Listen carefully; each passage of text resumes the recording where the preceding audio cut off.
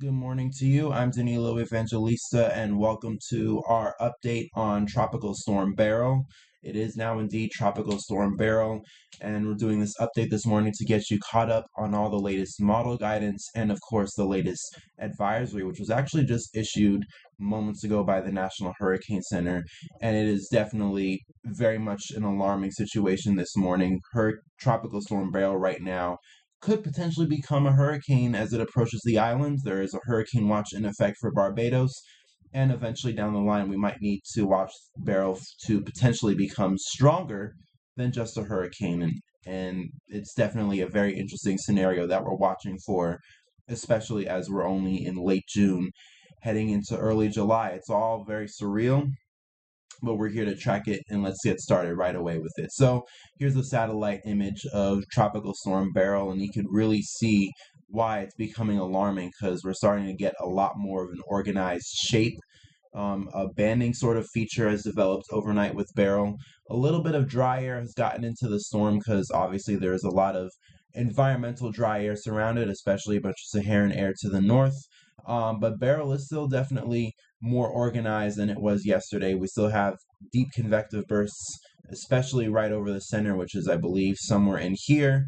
And I also did see some people showed a microwave pass, which showed a developing inner core structure with Beryl overnight as well. And if you're not familiar with what a microwave pass is, it's basically a satellite pass that shows or it kind of detects the structure of convective cloud tops, especially with tropical cyclones. And there's been, apparently, at least on the microwave pass, it seemed like there's been some sort of inner core developing with Tropical Storm Beryl. And that is definitely already a sign that it is trying to intensify.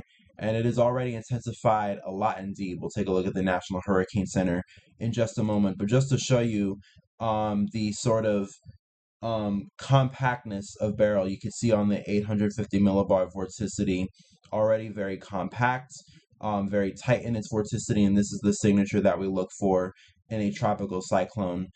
So Beryl is definitely much more organized today, and it continues to organize, and heck, you could even see 94L2 being a lot more defined in its vorticity as well. We'll talk about 94L and all the other areas of interest, though, in the update that I'll do in the midday today to kind of go over everything that is going on besides Tropical Storm Beryl. But really quickly, on the National Hurricane Center, as of 8 a.m. Eastern Time or Atlantic Standard Time, Beryl is 60 miles per hour with a minimum central pressure of 990 millibars. Yes, that is right. It is 60 miles per hour, whereas opposed to yesterday evening's update, this was still a tropical depression. So Beryl absolutely very quickly intensified overnight.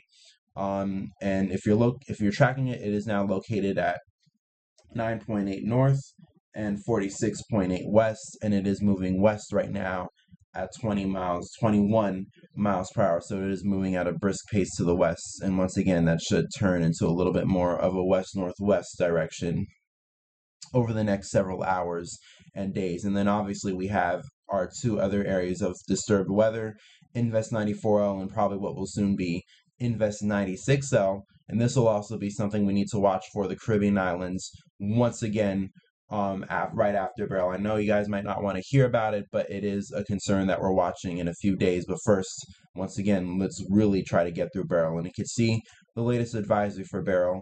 It is strengthening and it is expected to become a hurricane before it reaches the Windward Islands. And when we take a look at the model guidance, I'm going to tell you right now, it is looking very much certain at this point that we're probably going to be looking at a hurricane upon impact in the Southern Caribbean. And the National Hurricane Center obviously expects this right as well. We do have a hurricane warning in effect for the island of Barbados. So if you're in Barbados, start preparing right now. As soon as you go up to that, as soon as you get up today, if maybe you've not seen this video update yet, right as it comes out, but as soon as you get up, there is a hurricane watch in effect for you. So get your preparations done right away. Don't wait till the last minute. That's all. My biggest advice is to not wait till the last minute and get all your preparations now. Helps alleviate some of the stress as well. Instead of panicking, trying to get everything together at the last minute. But it looks like this is going to be a hurricane on approach to the Windward Islands. And it looks like it'll do that probably as soon as tomorrow morning, and even overnight tonight, depending on how things go. But I'd certainly imagine that we're not far from Beryl becoming a hurricane, especially that it's already 60 miles per hour, so it only has 15 miles per hour more to go. But then after we're looking at impacts on the Caribbean, it looks like Beryl probably might enter the Caribbean as potentially a strengthening hurricane and might become a pretty potent hurricane, especially for this time in the Caribbean as well, heading into early to mid next week. And then after that, or after the impacts in the islands, it then becomes a concern of where else we might see impacts from, potentially from Tropical Storm Beryl, once again, potentially soon to be Hurricane Beryl, especially for the Western and Central Caribbean islands. But that right now, let's not really focus on that much, because obviously we still have impacts to deal with within the next 72 hours, which will likely be in the Windward Islands. But I do want to mention to you what the strength is that the National Hurricane Center is forecasting that as. So really quickly, 48 hours from now, National Hurricane Center expecting, well, most importantly right now, within the next 24 hours, they're expecting Beryl to become a hurricane.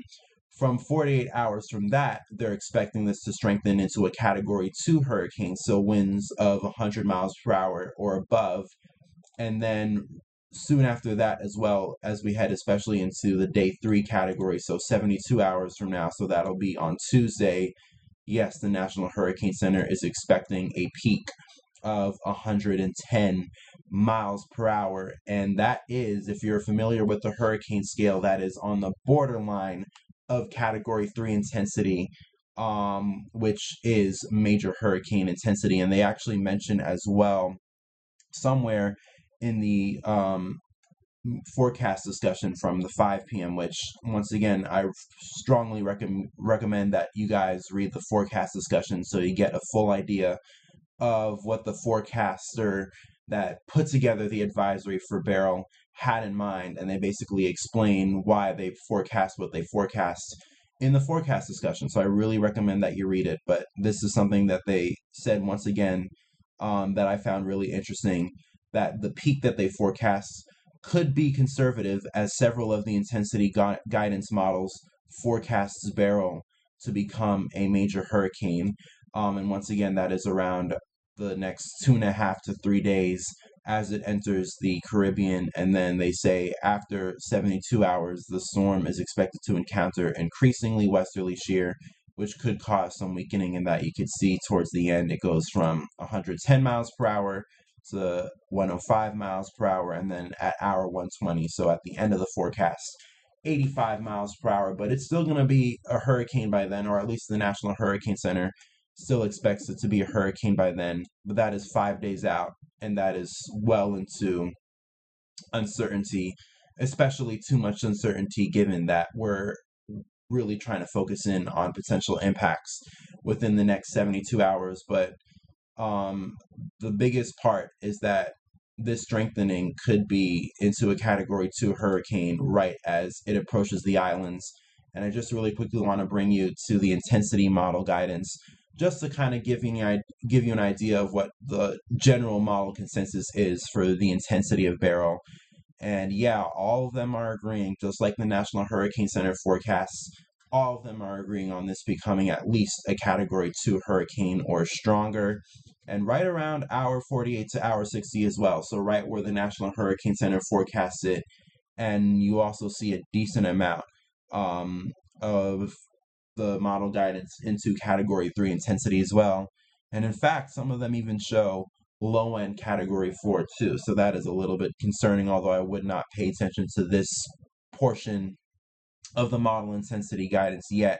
I would at least focus that we're going to have a hurricane approaching the islands, and that's obviously what all of the models show. I would not pay attention to these model guidance models, because I don't think they're really latching on to Beryl. Or maybe they are picking up on something related to Beryl. Maybe they just actually think that Beryl really won't strengthen much. But the general model consensus is all the way up here, in that it will become potentially a hurricane even probably within the next 24 to 36 hours, once again, as it approaches the Windward Islands. So let's really quickly take a look at the GFS run. I don't want to go through all of the model guidance today because we're going to probably do that later on today as well.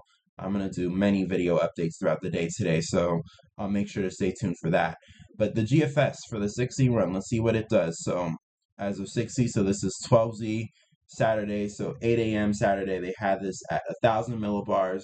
That's actually very close. Really good initialization because the National Hurricane Center just put it at 999 millibars. So pretty good initialization from the GFS. They strengthened this very quickly by hour 30. So this time tomorrow morning, 993 millibars. So that's probably already a hurricane. And then right out on approach to the islands, which is within the next 2 to 2.5 days, they strengthen this to 970 millibars. And that's probably high-end category 1 and then low-end category 2. And then you can see right behind that we have the other area of interest that I showed you by the National Hurricane Center very briefly. Once again, this is probably a concern that we're going to watch for the islands as we head towards the middle part of next week. But before, once again, we got to get through Beryl, which will probably become a hurricane and bring hurricane impacts once again to the islands. Let's really quickly see what the European shows. The European is showing a weaker scenario. They've been showing a weaker scenario with Beryl for the last several days now. And as I mentioned last night, I think the European is probably a really good fail mode as to Beryl's intensity in terms of what the European shows is what I think will probably be the lower end case scenario and probably the best case scenario for the islands, because either way, both of the models show a developed tropical cyclone heading into the islands. So I think tropical storm impacts at least are at this point very, very likely for the Windward Islands. So if you're wondering if there's any sort of best case scenario, it is this. The European only really strengthens this into a weak tropical storm, or maybe moderate tropical storm, as it heads to the islands. Although, as you can tell right now, that's basically already wrong since it's already 60 miles per hour. So that's obviously already going to be wrong. But the European does maintain this on a much weaker intensity. I guess it probably takes into account a lot more of the negative factors that are surrounding Beryl, and potentially that would be the reason why it would not intensify much further from what it is right now. But I could already tell you the European is definitely on the weaker side and is definitely the outlier compared to everybody else, which has at least a bona fide hurricane heading into the islands. So with that, obviously now we have a hurricane watch for Barbados. Definitely keep an eye out on the tropics as we head over the next day or so. Once again, if you're in the Windward Islands, especially Barbados, start preparing now. Get your hurricane plan ready. Get all your preparations done. Board up your house, your windows, put your gutters up, whatever you got to do. I will be posting more updates throughout today. I'm going to post a midday update around 11 a.m., 12 p.m., around noon, which will go over everything, not just Beryl. So we're going to go over 94L, and we're also going to go over a little bit the wave behind Tropical Storm Beryl, which might once again be another concern for you guys in the Lesser Antilles. I know it's a lot of stuff, especially for late June into early July, but we got to keep on top of it since it is a potential concern. And then we'll probably have another evening update as well, or might do an evening update, or maybe I might do a live sort of stream to kind of go over as well in real time what Beryl is looking like. So we might do that. But bottom line, I recommend you that if you haven't already, please subscribe to the channel. Like, comment, subscribe, especially if you found this video informative to you.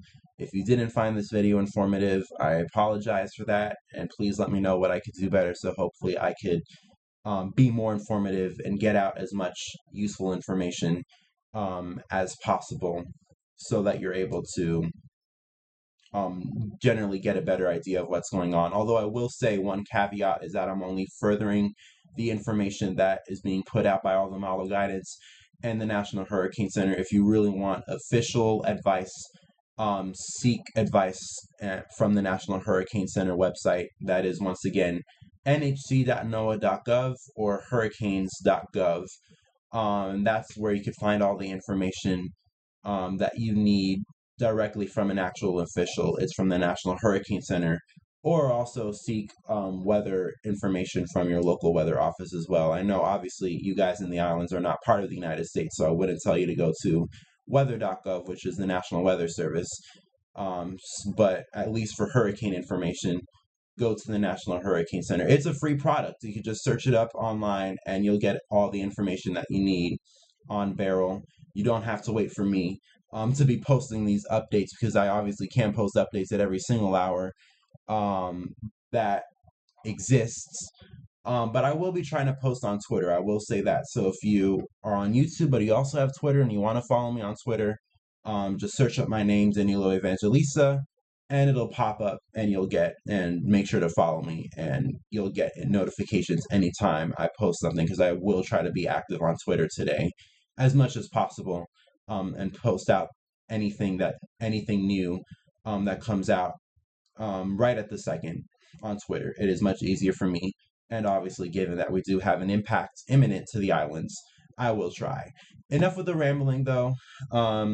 Have a great day, a blessed day as well. Stay safe. Start preparing now if you're in the threat for this Beryl to potentially impact you as a hurricane. If you're especially within the cone, and especially if you are in Barbados now, which once again they're under a hurricane watch, start preparing now and keep an eye onto the tropics. With that being said, stay safe, peace, love, and kindness to you all, and we'll talk again later today.